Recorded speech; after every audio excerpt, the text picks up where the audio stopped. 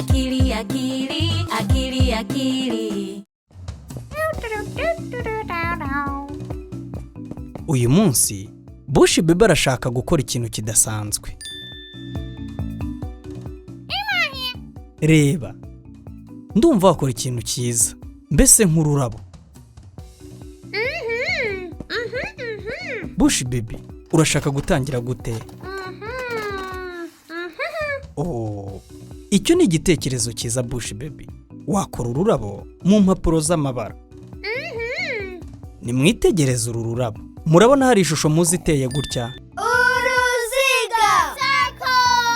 Cyane rwose. Urashaka gukora uruziga gute? Icyo ni igitekerezo cyiza. Wakata uruziga. Ariko ndumva wabanza ugashushanya kugira ngo umenye aho uza gukatira.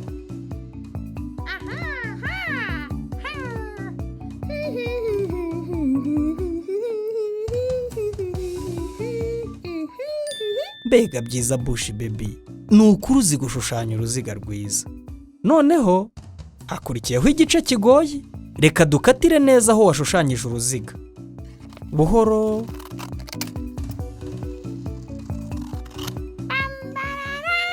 Yewe we, ubikoze neza Bush Baby.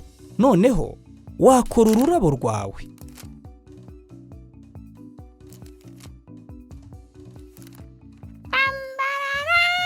Rurasa neza Bush Baby. Ariko se, urabyizeye ko rumeze nk'ururabo? Ndumva wabanza gutoranya ibara ushaka gushyira hagati.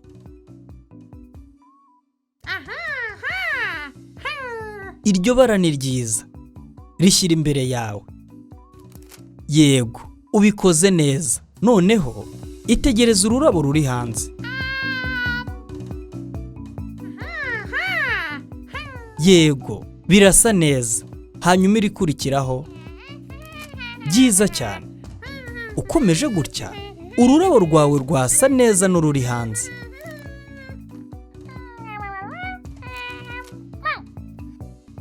Noneho rutangiye gusa nk'ururabo Bush Baby.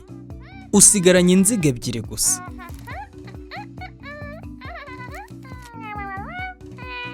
Mbega we, reba, rumeze neza nka rwa rurabo ruri hanze. Uri uwa mbere Bush Baby.